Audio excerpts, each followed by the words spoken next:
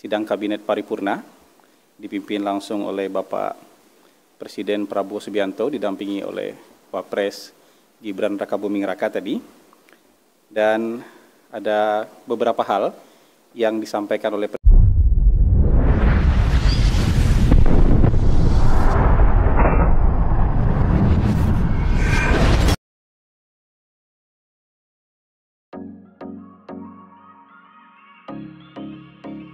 Sidang Paripurna Kabinet Prabowo membahas hasil signifikan dari perjalanan ke berbagai negara, terutama China dan Amerika Serikat.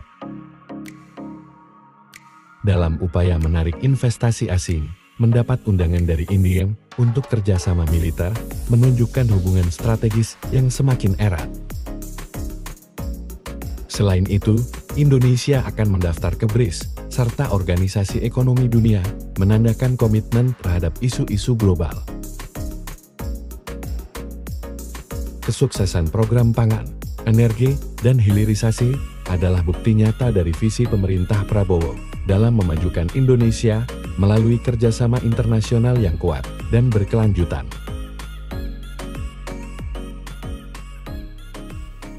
Baik teman-teman, Assalamualaikum warahmatullahi wabarakatuh. Selamat sore teman-teman media semua. Kami baru saja mengikuti sidang Kabinet Paripurna dipimpin langsung oleh Bapak Presiden Prabowo Subianto didampingi oleh Wapres Gibran Rakabuming Raka tadi. Dan ada beberapa hal yang disampaikan oleh Presiden. Untuk penyampaian Presiden di sidang yang terbuka tadi, teman-teman tentu sudah mengikuti dengan sangat baik dan dalam keadaan yang utuh pesan-pesannya tadi. Kemudian dalam sesi tertutup tadi juga Bapak Presiden menyampaikan beberapa hal, khususnya soal hasil perjalanan oleh beliau selama berkeliling kunjungan muhibah kemarin ke beberapa negara. Presiden menyampaikan bahwa memang kunjungan pertama beliau itu dilaksanakan ke RRC, karena itu bagian dari adat istiadat kita di Timur, maka kunjungan pertama adalah ke negara di satu kawasan. Ya, dan negara di satu kawasan ini yang terbesar sejauh ini adalah Republik Rakyat Cina dan Presiden Republik Rakyat Tiongkok. Terima kasih koreksinya Pak Melu, Republik Rakyat Tiongkok. Dan di sana juga Presiden disambut dengan sangat baik, bahkan di hari yang mungkin tidak biasa Presiden RRC menyambut tamu, kan itu menyambut tamu di hari Sabtu pada waktu itu. Jadi ini sebuah penghormatan yang luar biasa dan kita memang punya hubungan yang sangat dekat dengan RRT. Kunjungan kedua beliau dilaksanakan ke Amerika Serikat dan di sana juga Presiden ingin menunjukkan bahwa kita bisa berteman dengan siapapun, bisa bersahabat dengan siapapun, dan dalam sisi ekonomi, perdagangan Presiden memberikan equal access kepada negara manapun. Jadi termasuk juga kepada investasi maupun investor dari Amerika Serikat.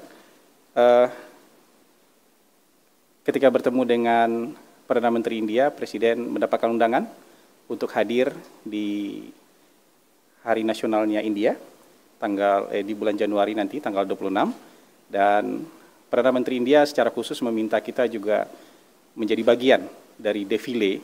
Jadi Presiden berencana mengirimkan TNI juga untuk berpartisipasi dalam defile pada Hari Nasional India nanti. Dan Bapak Prabowo ketika bertemu dengan Raja Inggris, yang ada juga WWF di sana, kemudian WWF meminta kepada Pak Prabowo untuk ada wilayah konservasi bagi gajah. Waktu itu diminta 10.000 hektar di Aceh untuk wilayah konservasi gajah. Pak Prabowo bilang tidak 10.000. Pak Prabowo kemudian menyumbangkan lahan beliau sebesar 20.000 hektar untuk konservasi gajah yang akan nanti dikelola oleh WWF. Dan Pak Prabowo juga menyampaikan bahwa kita sebagai negara yang memperjuangkan national interest kita tidak akan bergabung dengan blok pertahanan manapun, tapi kita akan join dengan berbagai blok ekonomi yang menguntungkan kepentingan bangsa kita. Jadi selain mendaftar bergabung ke BRICS, kita juga sedang mendaftar dan bergabung dengan OECD. Kita juga berpartisipasi dalam CPTPP. Jadi itu yang disampaikan oleh Presiden. Jadi kita akan bergabung dengan klub manapun yang kemudian nanti bisa memberikan keuntungan ekonomi bagi bangsa kita.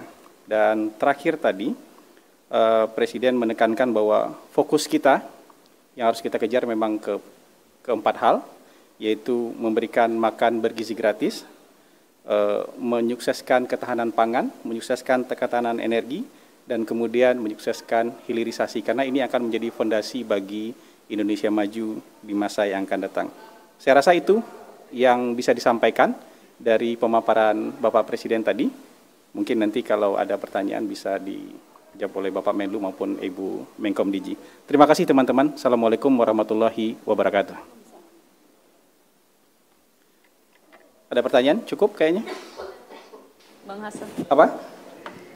Bang, izin soal rencana pembentukan Kementerian Penerimaan Negara itu kalau dari Istana sebenarnya urgensinya seperti apa dan kapan itu rencananya, Bang Hasan? Sampai saat ini tidak ada pembahasan dalam rapat kabinet untuk pembentukan Badan Penerimaan Negara. Jadi sampai saat ini Kementerian Keuangan masih bekerja seperti biasa, satu menteri dengan 3 wakil menteri masih bekerja seperti biasa.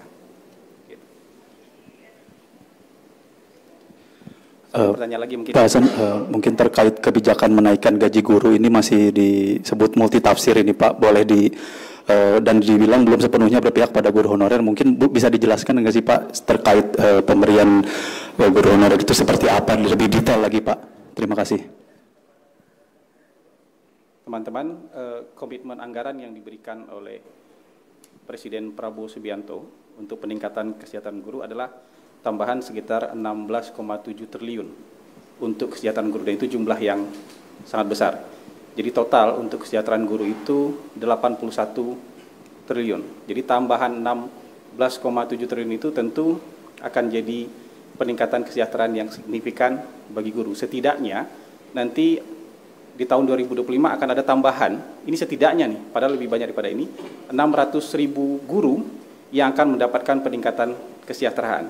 Guru-guru yang ASN, di antara 600.000 ini, guru-guru yang ASN akan mendapatkan penambahan tunjangan sebesar 1 kali gaji, dan guru-guru non-ASN akan ditingkatkan tunjangannya menjadi 2 juta rupiah. Ini akan melengkapi 1,3 juta guru yang sebelumnya sudah mendapatkan peningkatan kesejahteraan, tunjangan kesejahteraan. Jadi total nanti di tahun 2025 jumlah guru yang mendapatkan peningkatan kesejahteraan itu berjumlah 1,9 juta orang. Jadi nanti di tahun-tahun yang akan datang jumlahnya akan ditingkatkan karena sekarang guru kita ada sekitar 2,9 juta orang. Jadi saya rasa itu cukup jelas ya. Cukup ya teman-teman, terima kasih. Selamat sore, Assalamualaikum warahmatullahi wabarakatuh. Izin Mas, satu lagi soal pertemuan Pak Prabowo ke RRT kemarin Pak. Pak Menlu boleh mungkin sedikit. Ini update-nya saja Pak, ini terkait dengan penegasan kembali kedaulatan Indonesia dalam South China Sea ini seperti apa kalau dilihat update-nya, karena kemarin setelah pertemuan Pak Prabowo dengan Xi Jinping di RRT ini, dari pengamat banyak yang menilai bahwa kedaulatan Indonesia terhadap LCS ini cukup melunak dinilainya Pak. Bagaimana sebenarnya terkait dengan overlapping claims itu sebenarnya mencakupi apa saja? Dan kalau diingat juga yang kedua, Pak Menlu sempat ke BRICS awal-awal setelah dilantik Presiden, update-nya apakah ada perbincangan ke arah sana juga? Seperti itu Pak, terima kasih. Rio dari CNN TV Pak. Baik, terima kasih.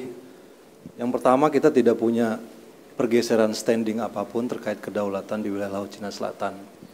Yang kedua yang ingin kita lakukan adalah melakukan kerjasama dan kolaborasi dengan RRT di daerah-daerah yang masing-masing mempunyai klaim untuk kepentingan ekonomi dan keuntungan masing-masing kita. Jadi sekali lagi seperti apa yang tercantum di teks yang di joint statement itu, bahwa kerjasama ini akan dilakukan dan akan dibentuk suatu komite bersama untuk membahas detailnya, termasuk lokasi geografisnya, tepatnya di mana, dan masing-masing pihak juga tetap berpegang pada hukum yang relevan yang berlaku di masing-masing negara. Jadi tidak ada pergeseran standing mengenai masalah kedaulatan. Kemudian yang kedua mengenai BRICS, maaf tadi pertanyaannya. Apakah ya kita tahu Pak Menlu sempat hadir di konferensi di BRICS pada saat itu. Nah setelah pertemuan dengan Pak Presiden dengan Xi Jinping kemarin, apakah juga ada pembicaraan untuk update terkait dengan positioning Indonesia? Maksudnya update positioning Indonesia di Iya, BRICS. iya. Baik, yang pasti dari pertemuan itu berbahas soal BRICS, Presiden Xi Jinping juga menyampaikan bahwa pihak Tiongkok juga akan mendukung masuknya Indonesia sebagai anggota BRICS, dan sekarang prosesnya masih bergulir.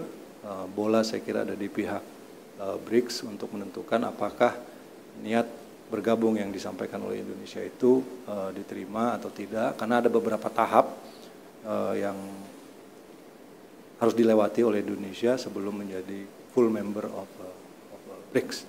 Dan kemudian juga kita tahu beberapa negara sahabat, negara tetangga-tetangga kita, Malaysia ada di situ juga, kemudian Thailand juga ada di situ. Jadi, ini merupakan satu multilateral groupings yang kita harap dapat membawa keuntungan bagi kepentingan nasional Indonesia. Saya kira itu saja. Terima kasih.